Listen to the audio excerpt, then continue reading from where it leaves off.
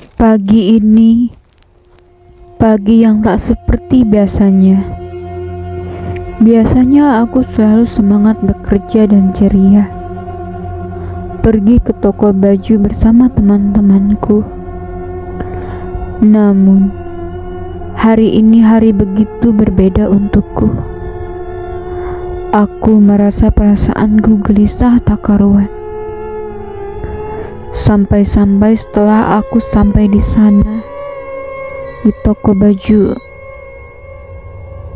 temanku bertanya padaku, "Hari ini kamu kenapa?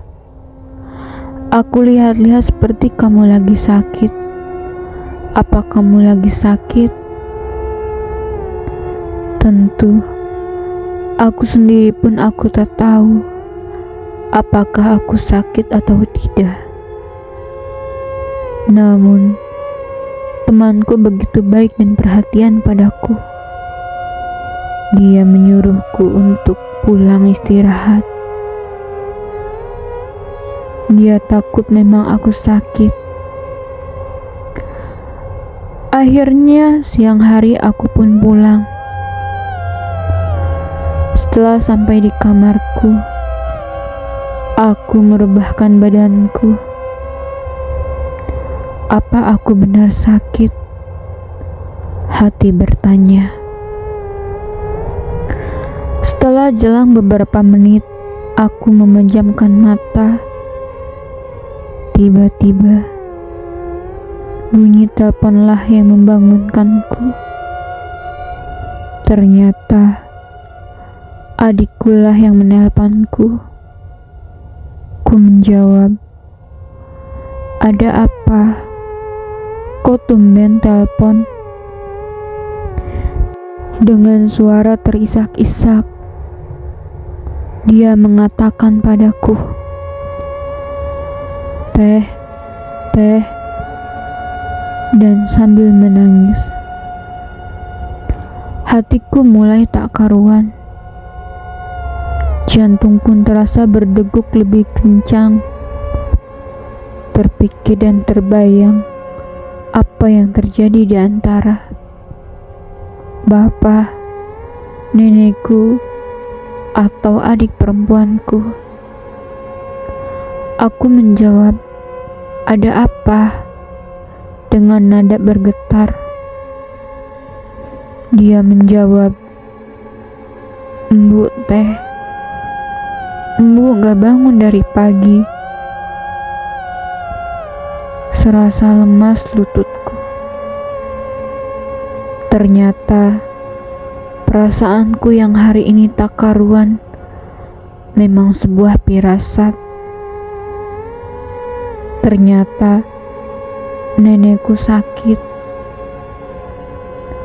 Memang di usianya tak lagi muda ini, yang aku takutkan adalah jika dia meninggalkanku, meninggalkan kita. Akhirnya aku pun bergegas tanpa pikir panjang. Aku harus pulang. Aku harus meminta izin kepada bosku dan rekan-rekan kerjaku. Dan bosku telah mengizinkanku untuk pulang. Setelah aku nyampe di terminal, aku pun bergegas mencari mobil jurusan kampungku. Walaupun waktu itu sudah menjelang sore, aku tahu aku akan sampai di rumah di malam hari. Setelah menaiki mobil bus, aku pun duduk di pojokan kaca. Iya, aku memang senang menatap suasana luar di saat bus berjalan. Dan tak lama kemudian, bus itu pun melaju. Sepanjang jalan, pikiranku tak karuan. membayangkan jika benar-benar sesuatu terjadi pada nenekku. Rasanya dada ini sesak untuk membayangkan.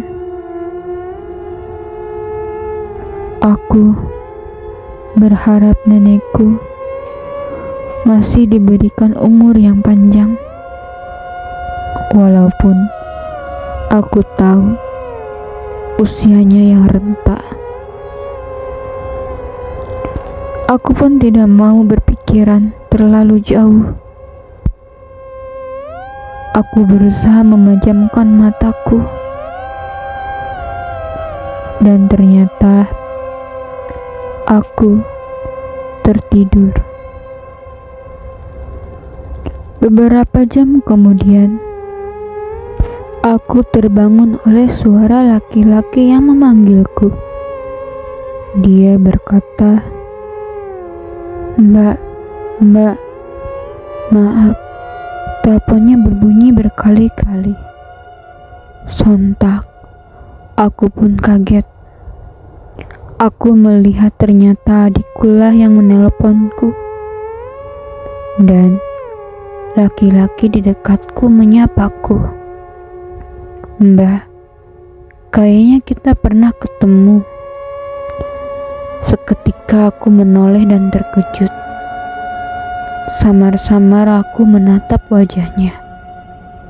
Dan dia berkata, "Saya waktu itu yang membeli kemeja di toko Mbak kerja."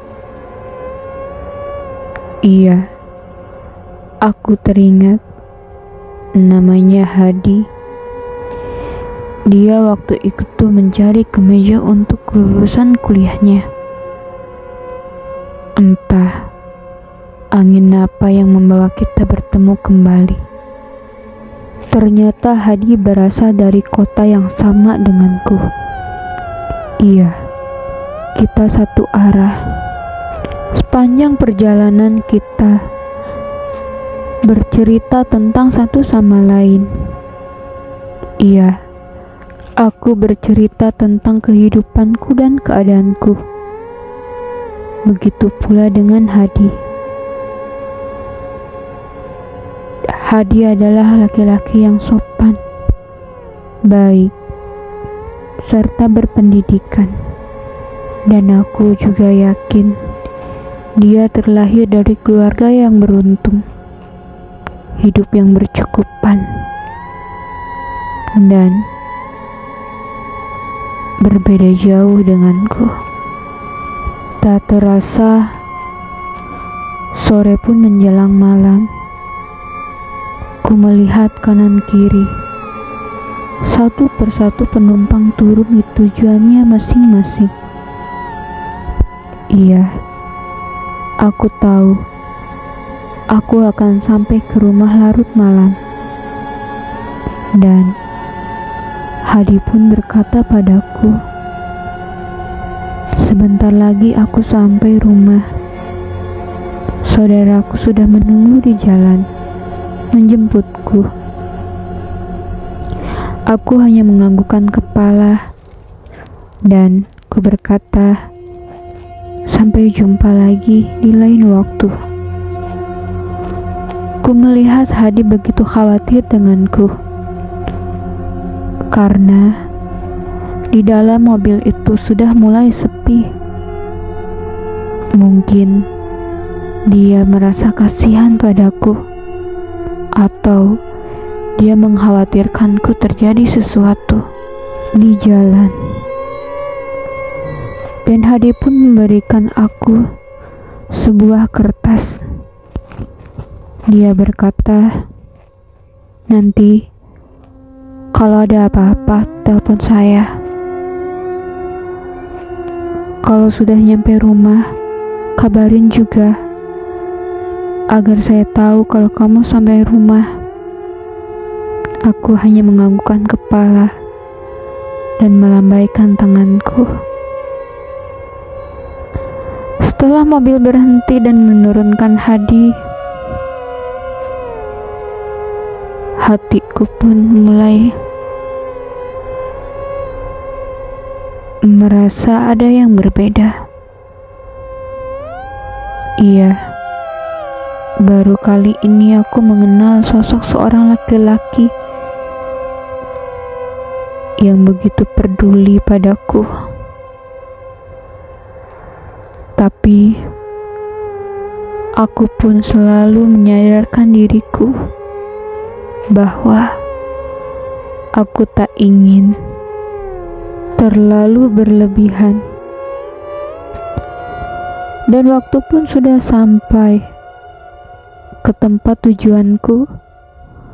Mobil memberhentikanku dan menurunkanku. Ku melihat di kejauhan bapakku sudah menunggu di jalan. Dan akhirnya aku menghampiri bapakku.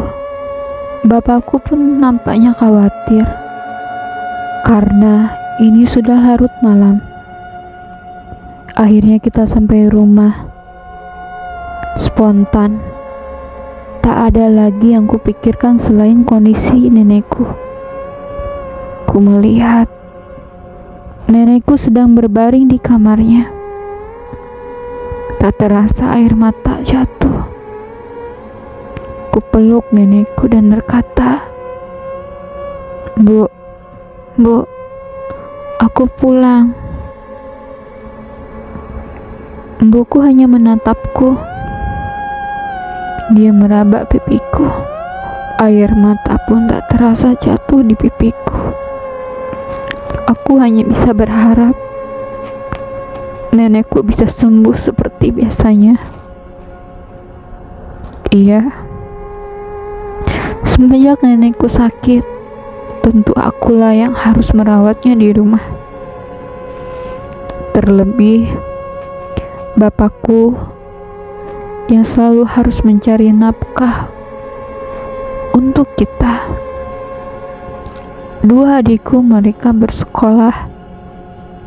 Tentu akulah yang menggantikan merawat nenekku. Tak terasa, begitu sibuknya aku mengurusi nenekku. Hari itu aku merapikan baju dan tasku.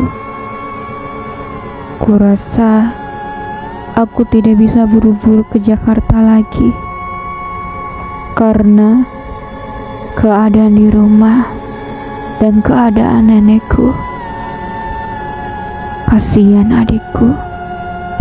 Mereka biarkan fokus sekolah dan bapakku sehari-harinya harus berjualan di pasar. Tentu akulah yang tidak bisa bekerja lagi di Jakarta untuk sementara. Selembar kertas jatuh di tempat tidurku. Hampir aku lupa ini nomor siapa. Aku ingat-ingat lagi. Iya, ini nomor Hadi. Dia memintaku setelah sampai aku di rumah menghubunginya. Sempat ingin kuabaikan agar aku tak menghubunginya. Namun aku ingat tentang kepeduliannya dia padaku. Dia mengkhawatirkanku. Dan akhirnya aku pun menelpon Hadi.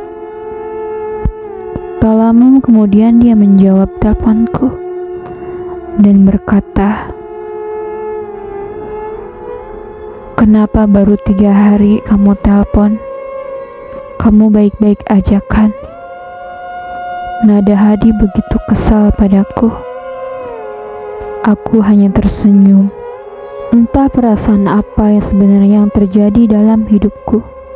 Ini kali pertamanya aku mengagumi sosok laki-laki. Iya, mungkin aku juga suka dengan Hadi. Entahlah. Di sisi lain aku masih fokus dengan keluargaku tanpa memikirkan perasaanku. Di sisi lain, Hadi selalu berusaha menghubungiku dan menelponku. Dan akhirnya kita tak segan-segan untuk saling berkomunikasi setiap hari. Hadi selalu memberikan kabar kepadaku dan selalu bertanya keadaan di rumahku. Hadi selalu peduli dengan setiap keadaanku. Aku pun tak senggang-senggang bercerita tentang semua keluh kesah dalam hidupku terhadap Hadi.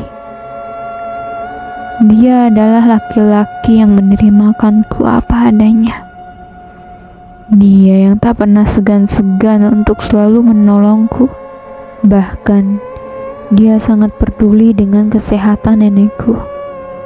Iya, Hadi selalu berjanji selalu ada untukku. Dia juga akan selalu berjanji padaku agar kita sama-sama. Hadi begitu dekat dan menghargai selalu bapakku. Karena Hadi begitu baik dan tulus, sampai aku merasa aku adalah perempuan yang beruntung. Hadi sangat mencintai dan sangat menyayangiku. Waktu itu aku merasa mungkin ini hadiah dari Tuhan, bentuk sebuah kesabaranku selama ini. Kukira kita akan benar-benar hidup bersama. Namun, Tuhan masih memberiku sebuah cobaan lagi